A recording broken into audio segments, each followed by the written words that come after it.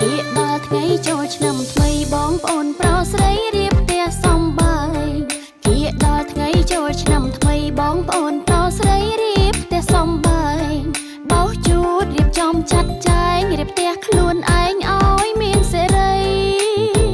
ឲ្យមានសេរីពាក្យចូលឆ្នាំមែនតែនហើយបងប្អូនយើងអើយត្រូវផ្លាស់ប្ដូរថ្មីពាក្យចូលឆ្នាំមែនតែនហើយបងប្អូនយើងអើយត្រូវផ្លាស់ប្ដូរថ្មីលើកលែងតែប្រពន្ធប្តីត្រូវអបជាប់ដៃកុំបដូរឡើយណាកុំបដូរឡើយណា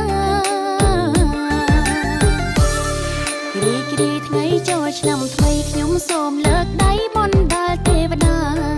រីករាយថ្ងៃចូលឆ្នាំថ្មីខ្ញុំសូមលើកដៃបណ្ដាលទេវតាជូនពរបងប្អូនខេមរាគ្រប់ក្រុមគ្រួសារសង្សានធូធា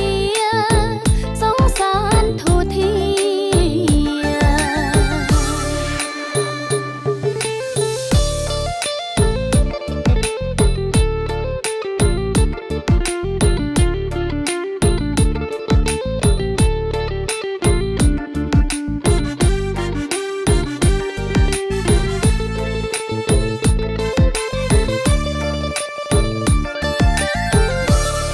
ជិនដល់ថ្ងៃចូលឆ្នាំថ្មីបងប្អូនប្រុសស្រីគុំរងទៅណា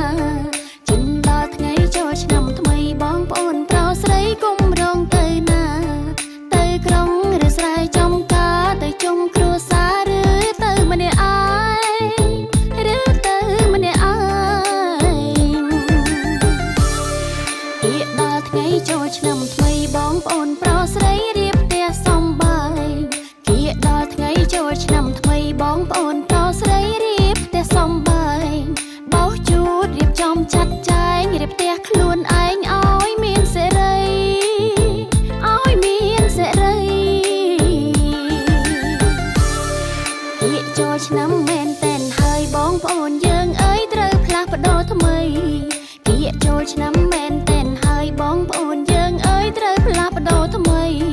លើកលែងតែប្រពន្ធប្តីត្រូវអបជាប់ដៃកុំបដូរឡើយណាកុំបដូរឡើយណារីករាយថ្ងៃចូលឆ្នាំថ្មីខ្ញុំសូមលើ